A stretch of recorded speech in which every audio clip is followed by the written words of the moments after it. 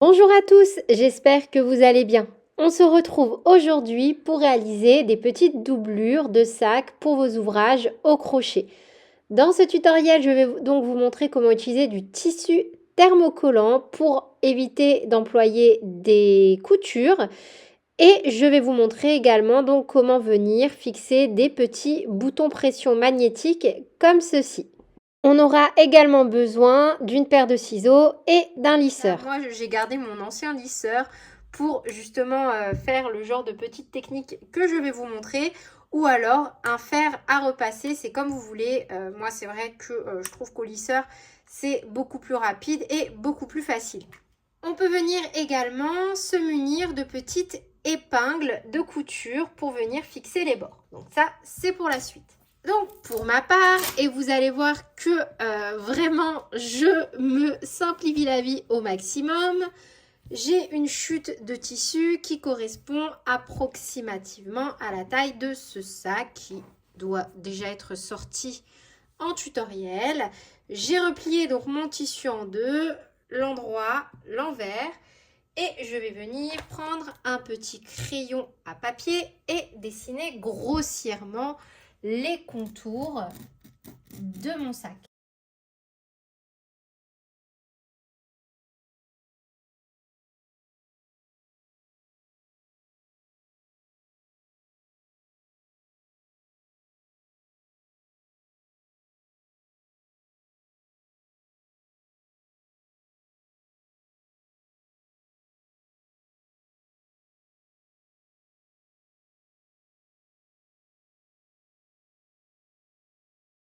Donc voilà, en début de vidéo, j'ai pris exprès un sac, on va dire, avec une forme un peu particulière sur le bas pour vous montrer comment venir mettre le thermocollant. Donc vous en avez deux différents. Donc le premier, celui-ci, il est rigide. Alors par contre, pour celui-ci, alors soit vous coupez des bandes et on va venir simplement fixer sur les côtés, comme ceux que l'on va voir en vidéo. Vous en mettez donc partout. Et après, vous venez directement coller votre partie au crochet. Ou alors, on va venir prendre un tissu thermocollant plus fin en bande que l'on va venir pouvoir fixer à l'aide du lisseur. Donc là, pour ce sac, je vais plutôt utiliser cette alternative-là. Donc, vous voyez, pour ça, je vais venir couper des bandes approximativement de la taille de mon sac, comme ceci, en suivant les bords de mes coutures. Donc maintenant, le but, ça va être donc de venir assembler avec du tissu thermocollant plutôt que de faire un point de couture. Donc là, ce que je vais faire, c'est que je vais venir diviser cette bande également en deux parce que voilà, elle est un peu trop épaisse pour le rendu que je souhaite. Donc je la plie et sur la largeur, je viens hop, la couper en deux. Nickel. Et je vais venir ajouter, hop, donc la largeur de ma bande en plus de celle de mon sac. Vous pouvez prendre un crayon d'une autre couleur si vous le souhaitez. Hop.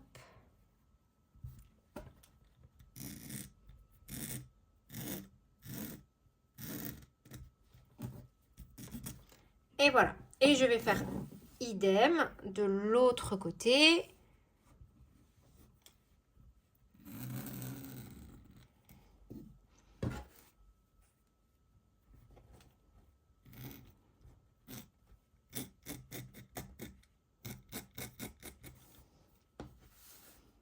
Et idem sur la bordure du haut.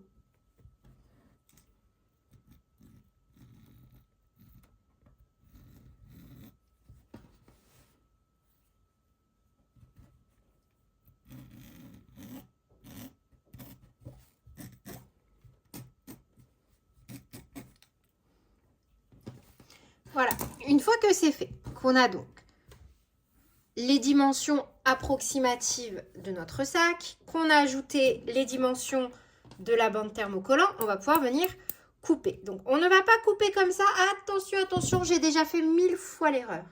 Pour des pièces un peu larges comme celle-ci, et encore pire si c'est plus large, et encore pire si vous êtes comme moi avec la couture, venez prendre des petites épingles et voilà, faites comme ceci. tranquillement. Ça vous évitera en fait que le tissu glisse. Parce que le nombre de fois que ça m'est arrivé, je ne vous le dis même pas. Et à chaque fois, je m'en suis étonnée. Comme si ça m'était arrivé qu'une fois. Alors que vraiment, ça a dû m'arriver au moins 5 ou 6 fois. Donc maintenant, sans rigoler, en gardant mon plus grand sérieux, pendant au moins 10 secondes, prenez le temps de mettre des petites épingles avant de faire votre couture. Vraiment, ça vous évitera des déconvenues.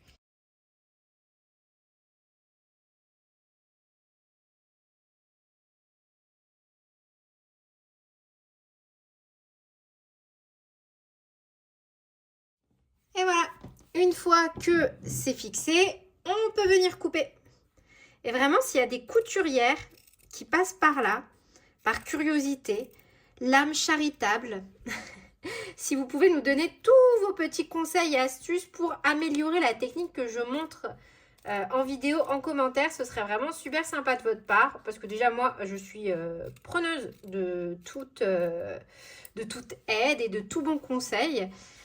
Et c'est sympa aussi pour les autres personnes qui n'apprécieraient pas peut-être certains détails de cette vidéo, de lire les commentaires et de retrouver d'autres avis sur comment faire ce type de petite doublure facilement et rapidement.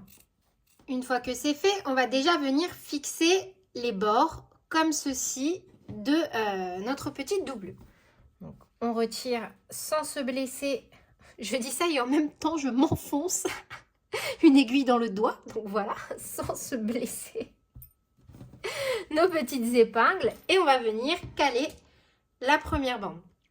Lorsque l'on vient positionner la petite bande, on fait bien attention à ce qu'elle ne dépasse pas sur les parties externes de notre doublure. On remet les petites épingles qu'on enlèvera au fur et à mesure. Si comme moi vous utilisez un fer à lisser, on va commencer à le mettre à chauffer. Voilà, pas besoin de mettre au plus fort. Hein. Enfin là, moi je vais mettre à 120. Voilà. Bon, moi le mien il est réglable, mais c'est pas la peine de mettre quelque chose. Voilà, le feu de l'enfer. C'est pas la peine. Ça prend très bien la bande thermocollant. On retrouve ces ciseaux. On coupe. Donc là, moi je vais couper à ma jonction. Hop. Et recaler ce petit bout ici. On peut retirer les épingles du haut pour l'instant, on n'en a plus besoin. Et une fois que le fer à lisser sera chaud, je vais venir donc le passer sur mes Alors malheureusement, il y a une étape qui a sauté. C'est l'étape où je suis venue humidifier à l'aide d'un petit gant humide avant de passer le fer à lisser. Voilà, utilisez une petite pâte mouille avant de vous servir du lisseur ou du fer à repasser pour que la colle puisse adhérer. Voilà, je suis vraiment désolée, la partie n'est pas passée en vidéo. Et voilà, normalement, vous voyez, la prise, elle est vachement instantanée et ça tient vraiment très, très, très, très bien au lavage. Il n'y a pas de souci. Je vais vous montrer en retournant l'ouvrage ce que ça donne. Vous voyez, on est quand même sur un rendu super sympa pour s'épargner la corvée des petites aiguilles. Bon, après, celles qui ont l'habitude de la machine à coudre, je pense que peut-être que ce serait plus pratique de le faire effectivement à la machine à coudre. Moi, ce n'est pas le cas. Je trouve ça super sympa. Donc, je vais quand même checker au niveau des dimensions de mon sac. Hop. Donc là, on est bien. On est même plutôt pas mal. Donc là, idem sur une autre petite pochette. Et en plus, je vais vous montrer comment réaliser les emplacements pour mettre les petits boutons pression. Donc tout simplement avec la règle, on divise notre doublure en deux. On vient faire des légers traits au crayon Critarium pour venir fixer nos petites pressions magnétiques et sur la partie envers, bien sûr, le crayon. Ensuite, sur ce type de tissu, c'est super facile. Il y a simplement à jouer avec le doigt pour venir transpercer notre matière. C'est vraiment très très simple. Une fois que c'est fait, on va venir prendre le petit disque et le caler entre les pattes de notre pression magnétique comme ceci et à l'aide d'une pince, en faisant bien sûr très attention. On va venir rabattre les petites pâtes, puis venir les écraser. Pour positionner la deuxième pièce, moi je viens simplement l'enclencher dans l'autre partie et idem, on répète les mêmes étapes de l'autre côté. Vous voyez, la pâte transperce très facilement ce type de tissu.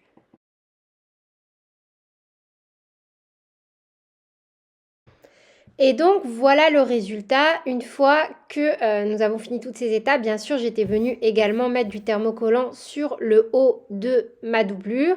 Et là, vous voyez, si vous avez une petite imperfection comme ceci, même si ça ne se verra pas en soi vu que ce sera à l'intérieur, vous pouvez très bien venir terminer avec votre lisseur ou votre fer à repasser comme sur les images. C'est tout pour cette vidéo. J'espère qu'elle vous aura plu et surtout qu'elle vous sera utile. Sur ce, plein de bisous et à très bientôt pour de nouveaux tutoriels. Salut!